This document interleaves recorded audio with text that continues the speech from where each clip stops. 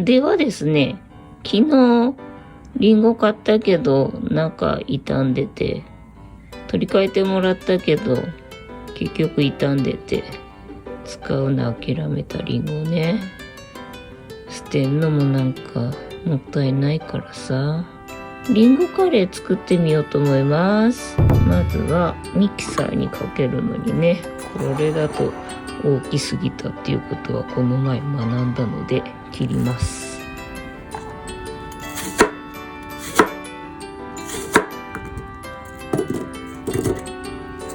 こんなもんでどうだ。で、水分がないと回らないと思うので、水を1カップ。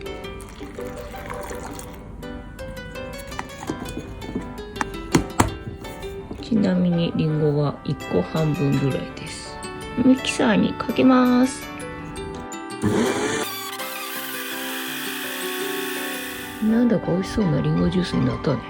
では鍋に入れて、で、水 100cc を入れて、シャバシャバしてね。プラス水 100cc。だから全部で水が400ってことね。これを野菜ブイヨン 5g 入れて、あ、そうだ、昨日買ったカブ入れるかな。カブ2個、そして大根おろしの残り。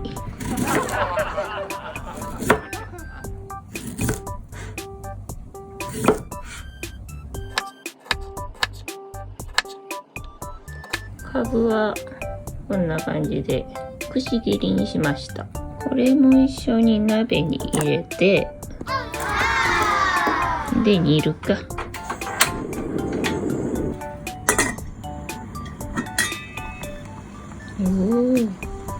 沸騰してきましたので、一旦火を止めて冷まします。では冷めましたので、米粉30g ぐらいかね、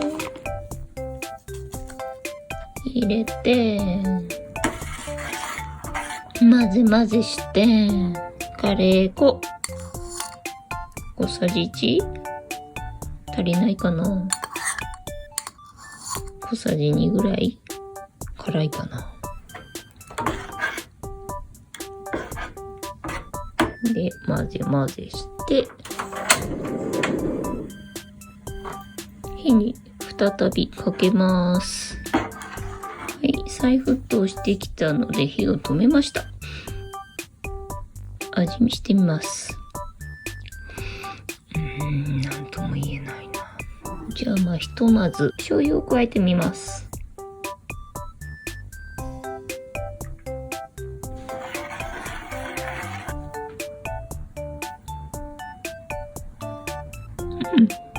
美味しくなった？な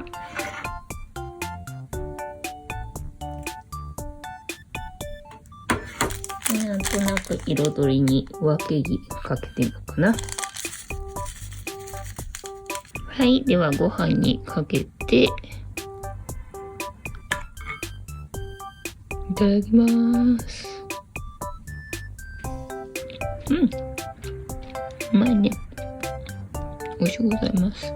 てなわけで本日は傷んだリンゴ捨てるのは忍びないのでカレーにしてみました。参考になりましたら幸いでございます。いつも見てくれてありがとうございます。チャンネル登録、グッドボタンよろしくお願いいたします。ではまた。バイなら。